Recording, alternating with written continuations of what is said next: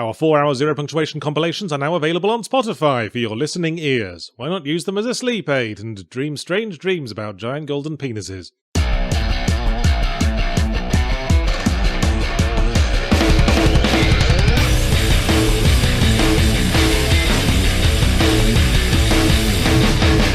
Boy, Square Enix have been killing it these last few years, haven't they? And by it, I mean any desire anyone might have to play their shitty fucking games. And by Christ, have they come out swinging this year. You know how hangry means hungry and angry? There needs to be a word that means bored and angry. And hungry. Because that's what Forspoken brings out in me. Hangron-wee, perhaps. And you know, on paper the idea sounded rather appealing. Ordinary schlub from real world gets transported to pseudo-medieval fantasy land, has to take the motherfucker over. But then I realised it only sounded appealing because it's just the plot of Army of Darkness. And Army of Darkness worked because Bruce Campbell was in it. And he elevates whatever he's in. He's the B-movie actor equivalent of Worcestershire sauce. In his place, Forspoken has Frey Holland, a 21-year-old New Yorker who I think is supposed to come across as sassy, but I get more of a richly deserves a paving slap to the teeth vibe. Her horrible quippy dialogue that's about as funny as a quadruple amputee with itchy balls is the issue most correspondents latched onto, I think, but she could have been voiced by Brian Blessed and it wouldn't have helped because she's just fundamentally unlikable. The first we see of her, she's in court for stealing a bunch of cash, but she insists she needed it for a good cause, so I was waiting for it to turn out she was single-handedly keeping the orphanage afloat or something, but then it turned out the good cause she was talking about was having a big bag of money in my house, which she then loses for stupid reasons, so she can spend the next half hour sulking around New York, whining about how she wants to be somewhere else where she can be special, possibly with a craftable equipment system. I wonder if I feel differently about all this if I hadn't known from the cover and various other things where it was all leading. If I was watching a Ken Loach movie about poverty in a Sheffield council estate that switched gears an hour in when someone in a hoodie and knockoff Converses gets teleported to Narnia and holds up Aslan with a switchblade. As it was, by the end of the prologue I was like, will you stop drawing out the fucking Act 1 Disney princess bullshit and get on with the hanging out with fantasy lions? I assumed when she finally got to Narnia the game would actually kick off and become interesting, because I was more naive back in those carefree days. Narnia incursion finally happens and Frey discovers she's special and has magic powers and has to save the dumb peasants while patronising them all rigid because they don't understand her sassy contemporary dialect. So the plot would feel directly ripped from a first-time author's young adult fantasy novel aimed at 14-year-old girls if it weren't for Frey saying fuck every other word and the lack of any vampiric sex pest love interest characters. A fairly typical AAA gameplay model has been hacked out for this, open world map splattered with icons marking grindy combat challenges, and don't you fret, there's collectibles and crafting too, which is why a bewildered urban youth stumbling out into a fantasy meadow wants to immediately start pocketing random leafy plants she finds. But don't think just because Frey's moved on from whining about wanting to leave to whining about getting back to the place she was whining about wanting to leave means the pace is kicking up. Oh no, you're dancing to Forspoken's tune now, motherfucker. No, after a cutscene you cannot have control back until you've stood there fully contemplating events for long enough for drool to start beading at the edge of Frey's mouth. And sometimes not even then, because sometimes the moment when we think we've finally escaped from the sassy cutscene dialogue and the rolling meadows of the open world splay out temptingly before us like a freshly sculpted pubic thatch is the perfect time to nail our feet to the floor for a forced dialogue tree with the overgrown smartwatch that is Frey's primary support NPC. Apparently someone thought more world building was needed and this was the gap under the fingernail where the crowbar would fit. But word to the wise, Forspoken, before you can world build you need to have a world worth building, and Frey's personal Narnia consists of one city and about 10 square miles of wasteland, like a piercing on a singularly unimpressive nipple. And the city's not much to look at either. It consists of a slum area and a rich area, both decked out in spotless grey brick that looks like the level editor's default texture, and on the whole it looks more like an overly elaborate set for Shakespeare in the Park than anywhere anyone actually sodding lives, and yet Frey's central character arc consists of realising it's important to protect the gawking array of copy-pasted earth tone wearing finger puppets that reside here, like the cardboard cutout fans at a socially distanced sporting event. So that's the city, and as I said, besides that it's mostly fields and copy-pasted combat. I assume so anyway. It was all blurring together as I ignored it at full speed. At first I gave it a chance, stopping for side missions and doing enough to keep upgrading my gear and my spells, but copy-pasted combat was about the only activity on offer and I didn't get along with it. It's mostly based on using projectile spells, but it's hard to concentrate on aiming at the murky enemy the colour of morning vomit against the background of murky grass the colour of afternoon vomit, especially when 6 zombie wolves are taking it in turns to hump your leg, and if you use the lock-on, your long-range magic submachine gun just flat out doesn't fucking hit if the target's moving any faster than a heavy marijuana user in the Safeway baked goods section. And as for upgrades, I wasn't entirely convinced that a cloak that adds 0.5% damage to purple magic if Frey's at full health and not currently thinking about pies would entirely be worth the hassle, so in the end, since the game very obligingly provided traversal powers too fast for anything to catch, I decided to speed through the critical path ignoring every optional activity, all the while going, do it game, give me a mandatory solitary fight that's too hard if I'm underleveled. I know you won't, you fucking coward. And it didn't. I suppose there was something to be said for the sheer joy of bunny hopping across the world, very visibly not giving a shit, but the traversal powers, or magical parkour, as 4shitpoke insists on calling it, has its own issues. Every time you have to get over anything more complex than a field of wheat, Frey seems to lose track of what order her arms and legs go in. I guess the ability to glide across the surface of water was pretty fun. I made sure to make the most of it on the game's single solitary lake. So in summary, Forspoken, more like 4 chokes on. What exactly it chokes on I leave as an exercise for the reader, but probably safe to assume it's something rude. I am absolutely speaking without hyperbole when I say that fuck shit cunt represents everything that is wrong with gameplay design and story writing in high-level game development today. And if you buy it, then you represent everything that's wrong with human genetics today. Okay, that was hyperbole.